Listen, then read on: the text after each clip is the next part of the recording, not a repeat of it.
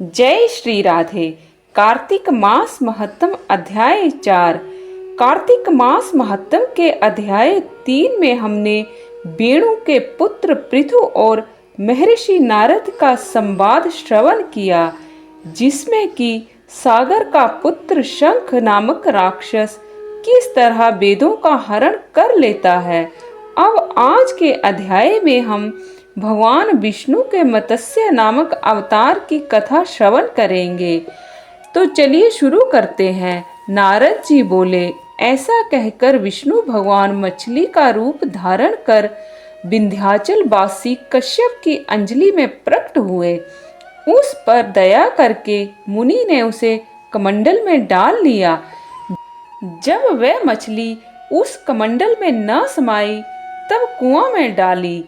कुआं में से फिर तालाब में उसको डाला गया और तालाब में से फिर उसको समुद्र में डाला गया। वह वहां बढ़ने लगी। तब मछली रूपी भगवान ने शंखासुर को मारते हुए हाथों में दबाकर बद्रीवन को गए।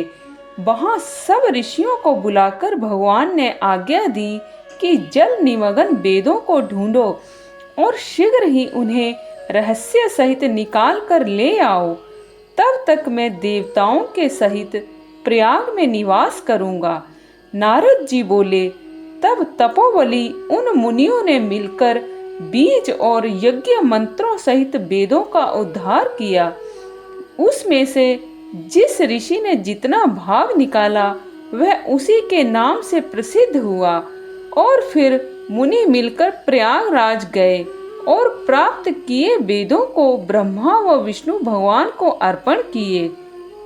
संपूर्ण वेद पाकर ब्रह्मा जी प्रसन्न हुए और देव व ऋषियों सहित अश्वमेघ यज्ञ करने लगे।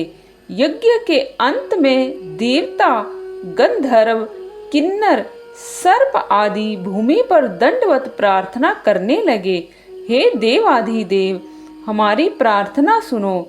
इस आनंददायक समय में यह वर दो कि इस स्थान पर ब्रह्मा जी ने आपकी कृपा से नष्ट हुए वेदों को प्राप्त किया और हमने यज्ञ का भाग प्राप्त किया। अतः यह आपके प्रसाद से पृथ्वी में सबसे श्रेष्ठ और पुण्य बढ़ाने वाला, भक्ति और मुक्ति को देने वाला हो। यह मास महाफलदायक, ब्रह्म हत्या आदि दोषों को दूर कर अक्षय फल देने वाला हो। आप यही वरदान दो। श्री विष्णु भगवान बोले, हे देवताओं, मुझे भी यही अभीष्ट है, सो ऐसा ही होगा। यह स्थान ब्रह्म क्षेत्र नाम से जाना जाएगा।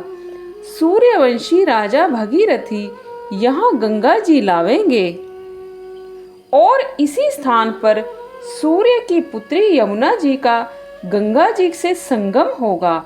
ब्रह्मा आदि सभी देवता मेरे साथ यही निवास करेंगे। यह तीर्थ तीर्थराज के नाम से प्रसिद्ध होगा।